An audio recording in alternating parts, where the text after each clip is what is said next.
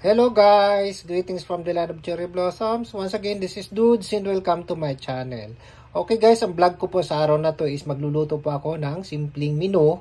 Ito yung luto ng mga taong wala na talagang oras, no? Nagmamadali. Para siyang sinigang, no, na isda, pero walang masyadong gulay. So, pero bago ang lahat, gusto ko nang pasalamatan ng aking mga subscribers na umabot na po ng 1,430 plus at this very moment. So, maraming salamat po sa inyo. Sana ay dumami pa kayo. So, ayan guys, samahan nyo na ako. Magluluto na po tayo. Let's go!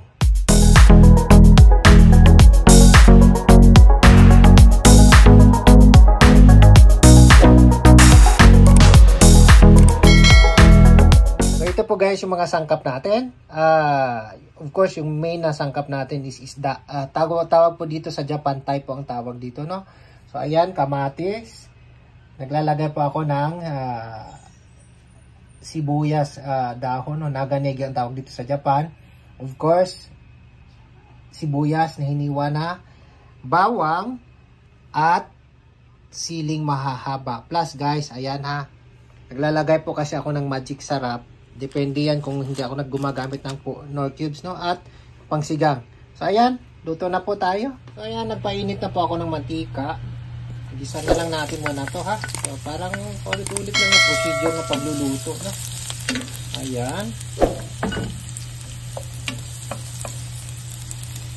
Antayin na natin medyo manod ng konti ang bawang. Saan natin ilagay ang sibuyas, no?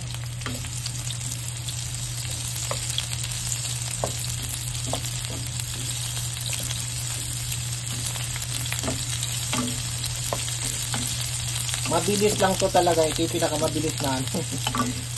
So, actually, alas 12 na dito sa Japan. Kaya pala ako nagluluto kasi medyo tinanghali kami ng gising.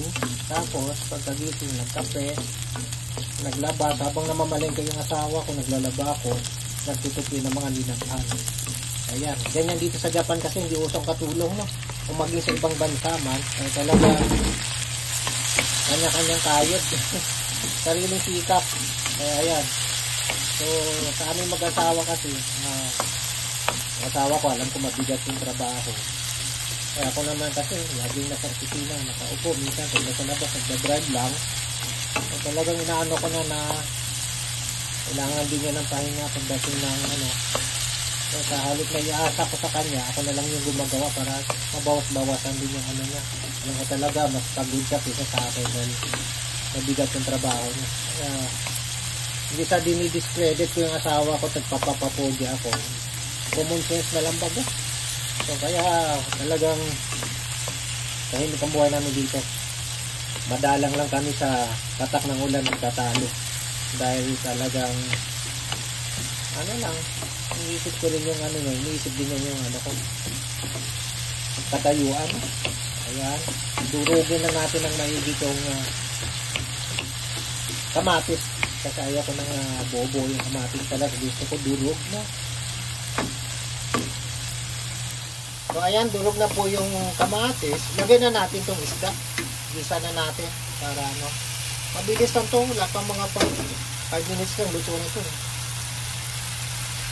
Ito yung pinaka gustong-gusto ng asawa ko to. Kaya nag-request siya talaga nito, no?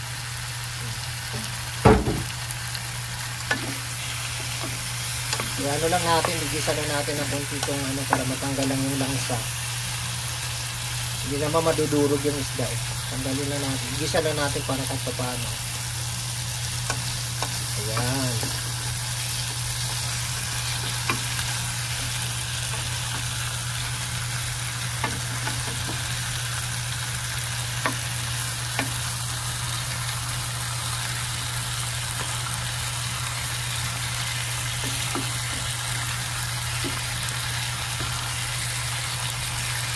Ayan. Kunting gisa lang.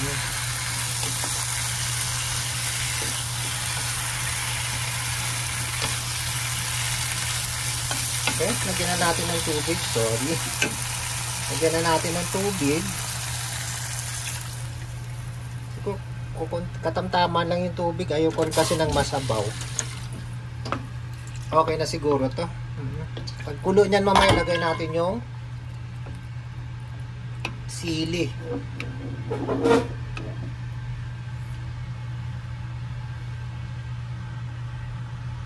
Ayan guys, kumulo na. Nilagay ko na yung sili. Tapos yung pang ano ko ha, tagalagang patis fish sauce ang nilalagay ko talaga pampalasa lagi.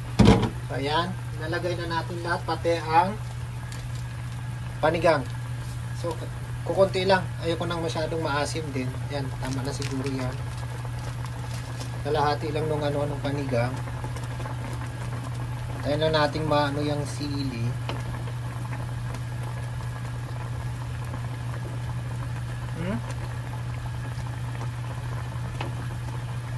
Tapos lagay na natin ito, no? Ayan.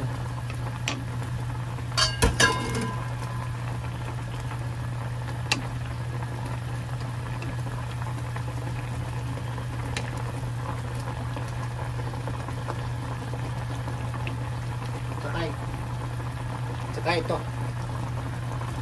Hugas na lahat yan ha. So pakuluan lang natin ng mga 2 minutes siguro. Tsaka luto na, pwede na natin kainin yan. Napakabilis lang. So ito na po siya guys. Luto na, pwede na natin kainin. Ayan, nagugutom na rin ang lolo nyo kaya mananghalian na tayo. Okay? So ito na po guys. Mas maganda siguro tawagin natin sinampalukang isda ito. Hindi sinigang kasi walang gulay. Pero masarap siya, promise. Ayan. So ito po yung kabuuan ng vlog natin sa araw na to. Pag nagustuhan po ninyo, sana huwag nyo kalimutang mag-like, mag-comment, at higit sa lahat mag-subscribe. At huwag kalimutang pindutin ang notification bell para maging updated ulit kayo sa susunod ko pa mga vlogs. Okay, maraming salamat po sa inyo lahat. Domo arigatou gozaimashita.